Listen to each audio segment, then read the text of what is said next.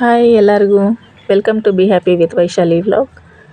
ಇವಾಗ ತುಂಬ ದಿನ ಆದಮೇಲೆ ವಿಡಿಯೋ ಮಾಡೋಕ್ಕೆ ಸ್ಟಾರ್ಟ್ ಮಾಡ್ತಿದ್ದೀನಿ. ಹೋಲಿ ದಹನದ ದಿನ ಈ ವಿಡಿಯೋ ಮಾಡೋಕ್ಕೆ ಸ್ಟಾರ್ಟ್ ಮಾಡಿದ್ದೆ. ಅವತ್ತು ಬೆಳಗ್ಗೆ ತರಕಾರಿ ಹಾಗೆ ಕಿರಾಣ ಶಾಪ್ಗೆ ಹೋಗಿ ನನ್ನ ಮಗ ಸ್ವಲ್ಪ ಹಾಲಿನ ಪ್ಯಾಕೆಟ್ ಎಲ್ಲ ತೊಗೊಂಡು ಬಂದ. ಆಮೇಲೆ ಎಲ್ಲರೂ ರೆಡಿಯಾಗಿ ಸ್ಕೂಲ್ಗೆ ಹೊರಡ್ತಿದ್ವಿ.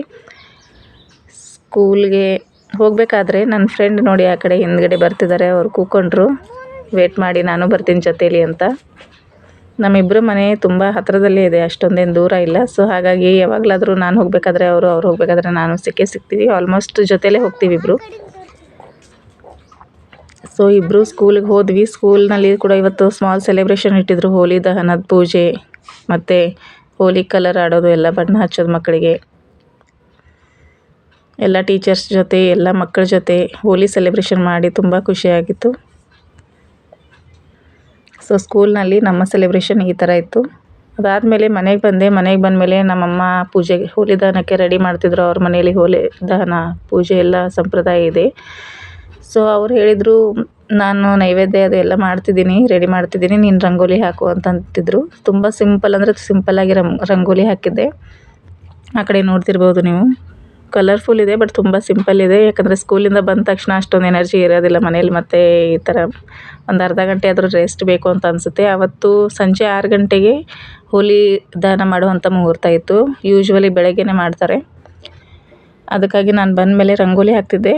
ಈ ಕಡೆ ನಾನು ಹಾಕ್ತಿರೋ ರಂಗೋಲಿ ಈ ಜಾಗದಲ್ಲಿ ಹೋಲಿ ದಹನ ಮಾಡುವಂಥ ಜಾಗ, ಅದಕ್ಕೆ ಖಾಲಿ ಬಿಡಬಾರ್ದು ಅಂತ ಅಲ್ಲಿ ಸಿಂಪಲ್ಲಾಗಿ ರಂಗೋಲಿ ಹಾಕ್ತಿದ್ದೆ. ಇದಾದಮೇಲೆ ಪಕ್ಕದ ಮನೆ ಆಂಟಿಯವ್ರದ್ದು ಎಲ್ಲ ಸಿದ್ಧತೆಗಳು ಆಗಿತ್ತು ಪೂಜೆದು. ನಮ್ಮ ಮಮ್ಮಿಂದ ಇನ್ನೂ ಸ್ವಲ್ಪ ಟೈಮ್ ಇತ್ತು. ಸೊ ಹಾಗಾಗಿ ಅವ್ರ ಮನೆ ವಿಡಿಯೋ ಮಾಡ್ಕೊಂಡು ಬರೋಣ ಅಂತ ಸ್ವಲ್ಪ ಅವ್ರ ಮನೆ ವಿಡಿಯೋಸ್ ಎಲ್ಲ ತೊಗೊಳ್ತಿದ್ದೆ ನಾನು ಪೂಜೆದು.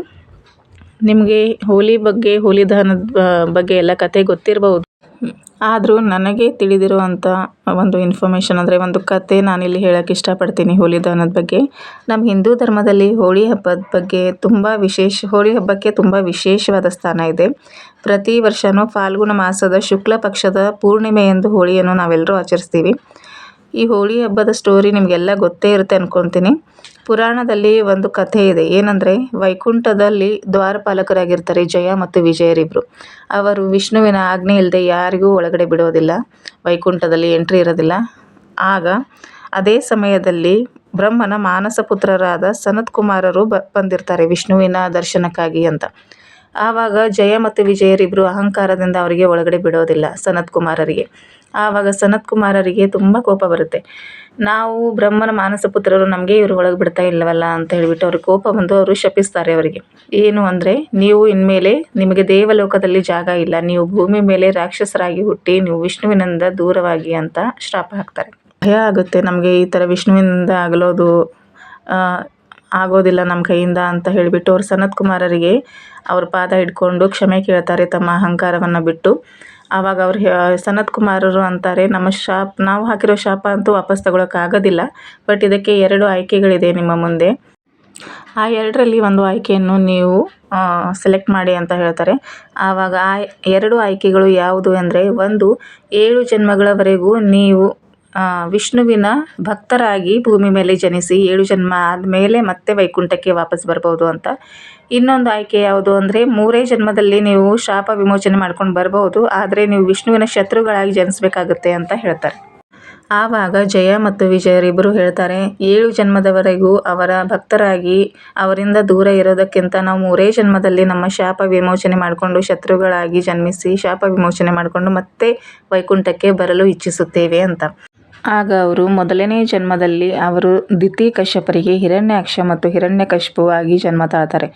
ಹಿರಣ್ಯಾಕ್ಷನು ಬ್ರಹ್ಮನ ತಪಸ್ಸು ಮಾಡಿ ದೇವರು, ಮಾನವರು ಅಥವಾ ಮೃಗಗಳಿಂದ ಮರಣವಾಗದಂತೆ ವರ ಪಡ್ಕೊಳ್ತಾನೆ. ಈ ವರದಿಂದ ಅವನಿಗೆ ತುಂಬ ಗರ್ವ ಬಂದಿರುತ್ತೆ. ಅವನು ಇಡೀ ಭೂಮಿಯನ್ನೇ ಸಮುದ್ರದ ಒಳಗಡೆ ಮುಚ್ಚಿಡ್ತಾನೆ. ಆಗ ಭೂದೇವಿ ವಿಷ್ಣುವನ್ನು ಪ್ರಾರ್ಥನೆ ಮಾಡ್ತಾಳೆ. ಆಗ ವಿಷ್ಣು ವರಾಹ ಅವತಾರದಲ್ಲಿ ಹಿರಣ್ಯಾಕ್ಷನನ್ನು ಸಂಹರಿಸಿ ಭೂಮಿಯನ್ನು ಉಳಿಸ್ತಾನೆ. ಆಗ ಕೋಪಗೊಂಡ ಅವರ ಸಹೋದರ ಹಿರಣ್ಯಕಶಿಪು ಬ್ರಹ್ಮನ ತಪಸ್ಸು ಮಾಡಿ ಮನೆ, ಹೊರಗೆ, ಒಳಗೆ, ಭೂಮಿ, ಆಕಾಶ, ಹಗಲು, ರಾತ್ರಿ, ದೇವ, ಮಾನವ, ದಾನವ ಯಾರಿಂದಲೂ ಮರಣ ಬರದ ಹಾಗೆ ವರ ಪಡೆದುಕೊಳ್ತಾನೆ. ಅದೇ ಸಮಯದಲ್ಲಿ ಅವನ ಪತ್ನಿ ಲೀಲಾವತಿ ಗರ್ಭಿಣಿಯಾಗಿರುತ್ತಾಳೆ.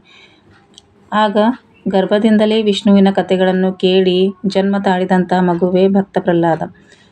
ಹಿರಣ್ಯಕಶಿಪುವಿಗೆ ತನ್ನ ಮಗ ದೊಡ್ಡವನಾದ ಮೇಲೆ ವಿಷ್ಣು ದೇವರನ್ನು ಭಜಿಸುವುದು, ಪೂಜಿಸುವುದು, ಆರಾಧಿಸುವುದು ಇಷ್ಟ ಇರಲಿಲ್ಲ. ಅದೇ ಕಾರಣಕ್ಕಾಗಿ ತನ್ನ ಸ್ವಂತ ಮಗನನ್ನೇ ಎಷ್ಟೋ ಬಾರಿ ಕೊಲೆ ಮಾಡಲು ಪ್ರಯತ್ನಿಸುತ್ತಾನೆ. ಆದರೆ ಪ್ರತಿ ಸಲವೂ ವಿಷ್ಣುವು ಪ್ರಹ್ಲಾದನನ್ನು ರಕ್ಷಿಸುತ್ತಾನೆ. ಹಾಗಾಗಿ ಒಂದು ಸಲ ಹಿರಣ್ಯಕಶಿಪುವು ತನ್ನ ಸಹೋದರಿಯಾದ ಹೋಲಿಕಾಗೆ ಕರೆಸಿಬಿಟ್ಟು ಅವಳಿಗೆ ಹೇಳ್ತಾನೆ, ಬೆಂಕಿಯಲ್ಲಿ ಈ ಮಗುವನ್ನು ಸುಟ್ಟು ಹಾಕಿಬಿಡು, ಕೊಲೆ ಮಾಡಿಬಿಡು ಅಂತ. ಹೋಲಿಕಾದೇವಿಗೆ ಒಂದು ವರ ಇರುತ್ತೆ. ಅವಳು ಬೆಂಕಿ ಮೇಲೆ ಕೂತ್ಕೊಂಡ್ರು, ಅವಳು ಬೆಂಕಿಯಲ್ಲಿ ಸ್ಪರ್ಶ ಮಾಡಿದ್ರೂ ಕೂಡ ಅವಳು ಸುಟ್ಟೋಗಬಾರ್ದು ಅಂತ. ಅದೇ ಕಾರಣಕ್ಕಾಗಿ ಅವಳು ಬೆಂಕಿ ಮೇಲೆ ಪ್ರಹ್ಲಾದನನ್ನು ಕರೆದುಕೊಂಡು ಹೋಗಿ ಕೂತ್ಕೊತಾಳೆ. ಆದರೆ ವಿಷ್ಣುವಿನ ಲೀಲೆ ನೋಡಿ, ಅವಳ ಮೈ ಮೇಲೆ ವಸ್ತ್ರ ಇದ್ದರೆ ಅವಳು ಸುಟ್ಟೋಗೋದಿಲ್ಲ, ಆದರೆ ವಸ್ತ್ರ ಇಲ್ಲದೆ ಇದ್ದರೆ ಅವಳು ಸುಟ್ಟೋಗ್ತಾಳೆ ಅಂತ ಇತ್ತು ವರ. ವಿಷ್ಣುವಿನ ಮಾಯೆಯಿಂದ ಅವಳ ಮೈ ಮೇಲೆ ಇರೋ ವಸ್ತ್ರ ಎಲ್ಲ ಮಾಯವಾಗುತ್ತೆ. ಆವಾಗ ಹೋಲಿಕಾದೇವಿಯು ಸುಟ್ಟೋಗ್ತಾಳೆ. ಆದರೆ ಪ್ರಹ್ಲಾದನಿಗೆ ಮಾತ್ರ ಏನೂ ಆಗೋದಿಲ್ಲ. ಆದ್ದರಿಂದ ಅಧರ್ಮದ ಮೇಲೆ ಧರ್ಮದ ಜಯದ ಸಂಕೇತವಾಗಿ ಹೋಳಿ ಹಬ್ಬನ ಎಲ್ಲರೂ ಆಚರಿಸ್ತೀವಿ ಆವಾಗಿಂದ ಅಂತ ಒಂದು ಕಥೆ ಇದೆ. ಇಲ್ಲಿ ನಮ್ಮ ತಂದೆ ತಾಯಿ ಕೂಡ ಪೂಜೆ ಮಾಡಿದ್ರು ಆಲ್ರೆಡಿ, ನೀವು ನೋಡಿರ್ಬೋದು ಇಷ್ಟೊತ್ತು. ಆ್ಯಂಡ್ ನಾವು ನಮ್ಮ ತಾಯಿಗೆ ಅವ್ವ ಅಂತ ಕರೆಯೋದು, ತಂದೆಗೆ ಅಣ್ಣ ಅಂತ ಕರೆಯೋದು. ಅವ್ವ ಅಣ್ಣ ಇಬ್ಬರು ಪೂಜೆ ಮಾಡಿದರು. ಪೂಜೆ ಮುಗಿದಾದ ಮೇಲೆ ನಮ್ಮ ತಂದೆಯವರು ಕಾಯಿ ಹೊಡಿತಿದ್ದಾರೆ, ತೆಂಗಿನಕಾಯಿ. ಇಲ್ಲಿ ಎಲ್ಲರ ಮನೆಯಲ್ಲೂ ಹೋಲಿ ದಹನ ಮಾಡುವಂಥ ಸಂಪ್ರದಾಯ ಇರೋದಿಲ್ಲ. ಕೆಲವರು ಮನೆಯಲ್ಲಿ ಮಾತ್ರ ಇರೋದು, ಅವರಷ್ಟೇ ಹೋಲಿ ದಹನ ಮಾಡ್ತಾರೆ, ಇನ್ನು ಉಳಿದವರು ಮಾಡೋದಿಲ್ಲ. ಇಲ್ಲಿ ಮಹಾರಾಷ್ಟ್ರದಲ್ಲಿ ಹೋಲಿ ದಹನವಾಗಿ 5ನೇ ದಿನಕ್ಕೆ ಬಣ್ಣ ಆಡೋಕ್ಕೆ ಸ್ಟಾರ್ಟ್ ಮಾಡ್ತಾರೆ. ಕರ್ನಾಟಕದಲ್ಲಿ ಹೋಲಿ ದಹನ ಆದಮೇಲೆ ನೆಕ್ಸ್ಟ್ ಡೇನೇ ಆಡ್ತಾರಲ್ಲ ಹಾಗೆ. ನಮ್ಮ ಸೋಹಮ್ ಇಲ್ಲಿ ಬೆಳಗ್ಗೆನೇ ಬಣ್ಣ ಆಡೋಕ್ಕೆ ಸ್ಟಾರ್ಟ್ ಮಾಡಿದ್ದ. ವಾಟರ್ ಬಲೂನ್ಸ್ ತಂದಿದ್ದ. ಅದರಲ್ಲಿ ಜಸ್ಟ್ ಟ್ಯಾಪ್ ಕೆಳಗಡೆ ಇಟ್ಕೊಂಡು ಟ್ಯಾಪ್ ಆನ್ ಮಾಡಿದರೆ ಸಾಕು, ಆಟೋಮೆಟಿಕ್ಲಿ ಅದು ನೀರು ತುಂಬಿಕೊಳ್ಳುತ್ತೆ ಒಳಗಡೆ. ನಾವು ಚಿಕ್ಕವರಿದ್ದಾಗೆಲ್ಲ ಈ ಥರ ಇರಲಿಲ್ಲ. ಬಲೂನ್ಸ್ ಎಲ್ಲ ರೆಡಿ ಮಾಡಿಕೊಂಡು ಕಲರ್ಸ್ ತೊಗೊಂಡು ಬಿಟ್ಟು ಅವನು ಹೊರಗಡೆ ಆಟ ಆಡೋಕ್ಕೆ ಫ್ರೆಂಡ್ಸ್ ಜೊತೆ ಅಂತ ಹೇಳಿಬಿಟ್ಟು ಹೋದ. ಇವಾಗ ಮಧ್ಯಾಹ್ನನೇ ಬರ್ತಾನೆ ಅಂದ್ಕೊಂಡಿದ್ದೆ ನಾನು, ಆದರೂ ಇಲ್ಲೇ ಮನೆ ಹತ್ರನೇ ಆಡ್ತಿದ್ದ. ಹೋಲಿ ಹಬ್ಬ ಬಂದರೆ ಮಕ್ಕಳಿಗೆ ಏನೋ ಒಂಥರ ಸಡಗರ ಸಂಭ್ರಮ ಇದ್ದ ಹಾಗೆ. ಏರಿಯಾದಲ್ಲೆಲ್ಲ ಆಟ ಆಡಿಕೊಂಡು ಓಡಾಡಿಕೊಂಡು ನೋಡಿ ಹೇಗೆ ಆಟ ಆಡ್ತಿದ್ದಾರೆ. ನಮ್ಮ ವಂಶಿಕಾ ಕೂಡ ಹೇಗೆ ಆಡ್ತಿದ್ದಾಳೆ ನೋಡಿ. ಇಲ್ಲಿ ಎದುರುಗಡೆ ಸೈಕಲ್ ಮೇಲೆ ಬಕೆಟ್ನಲ್ಲಿ ಏನೋ ತರ್ತಿದ್ರು. ಆ ಹುಡುಗರು ಕೇಳಿದೆ ನಾನು ಏನಿದೆ ಅಂತ. ಬಕೆಟಲ್ಲಿ ವಾಟರ್ ಬಲೂನ್ಸ್ ಇದೆ ಅಂತ ತೋರಿಸಿದ್ರು. ಯಾರು ನಮ್ಮ ಕಾಲನಿಯವರಿಲ್ಲ, ಬೇರೆ ಕಡೆಯಿಂದ ಬಂದಿದ್ದಾರೆ ಹುಡುಗರು. ಇಲ್ಲಿ ನೋಡಿ ನಮ್ಮ ವಂಶಿಕಾ ಹೇಗೆ ಆಡ್ತಿದ್ದಾಳೆ ಫ್ರೆಂಡ್ಸ್ ಜೊತೆ. ಶ್ರೀಮಯಿ, ಅರ್ಣವ್, ಅವಂತಿಕಾ ಎಲ್ಲರೂ ಎಷ್ಟು ಚೆನ್ನಾಗಿ ಆಟ ಆಡ್ತಿದ್ದಾರೆ ನೋಡಿ. ಆಮೇಲೆ ಇಲ್ಲಿ ನಮ್ಮ ಸೋಹಮ್ ಬರ್ತಿದ್ದಾನೆ ಮತ್ತೆ ಮನೆಗೆ ವಾಪಸ್ ಬಲೂನ್ಸ್ ಎಲ್ಲ ಒಯ್ಯೋದಕ್ಕೆ, ವಾಟರ್ ಬಲೂನ್ಸ್. ಅವಳು ನೋಡಿ ಹೇಗೆ ತಂದು ಕೊಡ್ತಿದ್ದಾಳೆ ಅವನಿಗೆ ಮೇಲಿಂದ ಬಲೂನ್ಸ್ ಆ್ಯಂಡ್ ಕಲರ್ಸ್ ತೊಗೊಂಡು ಹೋಗ್ಬಿಟ್ಟ ಅವನು ಎಲ್ಲಿ ಎದುರುಗಡೆನೇ ಕಾಲನಿಯಲ್ಲಿ ಆಡ್ತಿದ್ದ, ಆ ಕಡೆ ಲೈನಲ್ಲಿ. ನೋಡೋಣ ಹೇಗೆ ಆಡ್ತಿದ್ದಾರೆ ಅಲ್ಲಿ ಮಕ್ಕಳು ಅಂತ ಅಲ್ಲೇ ಹೋಗ್ಬಿಟ್ಟೆ ನಾನು. ಸ್ವಲ್ಪ ದೊಡ್ಡವರು, ಈ ಕಡೆ ವಂಶಿಕಾ ಥರ ಇರೋರು ಚಿಕ್ಕವರು ಆಡ್ತಿದ್ರು, ಆ ಕಡೆ ಸೋಹಮ್ ಆ್ಯಂಡ್ ಅವ್ನ ಫ್ರೆಂಡ್ಸ್ ಎಲ್ಲ ಆಟ ಆಡ್ತಿದ್ರು. ಈ ಲೈನಲ್ಲಿ ಎಲ್ಲರೂ ನಮ್ಮ ಸ್ಟೂಡೆಂಟ್, ಇವ್ರು ನಮ್ಮ ಸ್ಕೂಲ್ ಸ್ಟೂಡೆಂಟ್ ಇವರೆಲ್ಲರೂ ನೋಡಿ. ಇವಾಗ ಎಲ್ಲರೂ ಅವ್ರ ಪೇರೆಂಟ್ಸ್ ಹೇಳ್ತಿದ್ರು ನಿಮ್ಮ ಟೀಚರ್ ಬಂದಿದ್ದಾರೆ ನೋಡು ಅಂತ. ಎಲ್ಲರೂ ಹೊರಗಡೆ ಬಂದು ನೋಡಿ ಕಲರ್ಸ್ ಹಚ್ತಿದ್ದಾರೆ. ಬೇಡ ಅಂತ ಹೇಳಿದ್ರು ಕೇಳಿಲ್ಲ. ನೀರು ಚೆಲ್ತಿದ್ರು ಮೈ ಮೇಲೆ, ಮೊಬೈಲ್ ಮೇಲೆಲ್ಲ ನೀರು ಬಿದ್ದಿತ್ತು ನಂದು. ಆಮೇಲೆ ಅವ್ರ ಮನೆಗೆ ಹೋಗಿ ಆ ಹುಡುಗಿಯರು ನೋಡಿ ಅವ್ರ ತಾಯಿಗೆ ಕೂಡ ಹೇಳಿದ್ರು ನಮ್ಮ ಟೀಚರ್ ಬಂದಿದ್ದಾರೆ ಅಂತ. ಅವರು ಕಲರ್ ಹಚ್ಚಕ್ಕೆ ಬಂದುಬಿಟ್ರು. ಬೇಡ ಅಂತ ಹೇಳಿದ್ರು ಕೇಳಲಿಲ್ಲ. ಸ್ವಲ್ಪ ಕಲರ್ ಆಡಿಬಿಟ್ಟು ಸ್ವಲ್ಪ ಆಮೇಲೆ ದೂರದಲ್ಲೇ ನಿಂತ್ಕೊಂಡು ವಿಡಿಯೋ ತೊಗೊಂಡೆ. ಬಿಕಾಸ್ ನನ್ನ ಮೈ ಮೇಲೆಲ್ಲ ನೀರು ಚೆಲ್ತಿತ್ತು, ಮೊಬೈಲ್ ಮೇಲೆಲ್ಲ ನೀರು ಚೆಲ್ತಿತ್ತು. ಸೊ ನಮ್ಮ ಕಡೆ ಈ ಥರ ಹೋಲಿ ಸೆಲೆಬ್ರೇಷನ್ ಮಾಡಿದ್ವಿ. ಐ ಹೋಪ್ ನೀವು ಕೂಡ ಎಲ್ಲರೂ ಸೇಫಾಗಿ ತುಂಬ ಖುಷಿಯಾಗಿ ಸೆಲೆಬ್ರೇಷನ್ ಮಾಡಿದ್ರಿ ಹೋಲಿ ಅಂತ ಅಂದ್ಕೊಂಡಿದ್ದೀನಿ. ಈ ಹೋಲಿ ಹಬ್ಬದ ಬಣ್ಣಗಳ ಥರ ನಿಮ್ಮ ಜೀವನವು ತುಂಬ ಕಲರ್ಫುಲ್ ಆಗಿರಲಿ ಅಂತ ಆಶಿಸ್ತೀನಿ. ನಿಮಗೆ ವಿಡಿಯೋ ಇಷ್ಟ ಆದರೆ ಲೈಕ್ ಮಾಡಿ, ಶೇರ್ ಮಾಡಿ ಆ್ಯಂಡ್ ಸಬ್ಸ್ಕ್ರೈಬ್ ಮಾಡಿ. ಸಿಗೋಣ ಮತ್ತೆ ಮುಂದಿನ ವ್ಲಾಗಲ್ಲಿ. ಅಲ್ಲಿವರೆಗೂ ಎಲ್ರಿಗೂ ಬಾಯ್. ಆ್ಯಂಡ್ ನಮ್ಮ ಕಡೆಯಿಂದ ಇನ್ನೊಂದು ಸಲ ಹ್ಯಾಪಿ ಹೋಲಿ.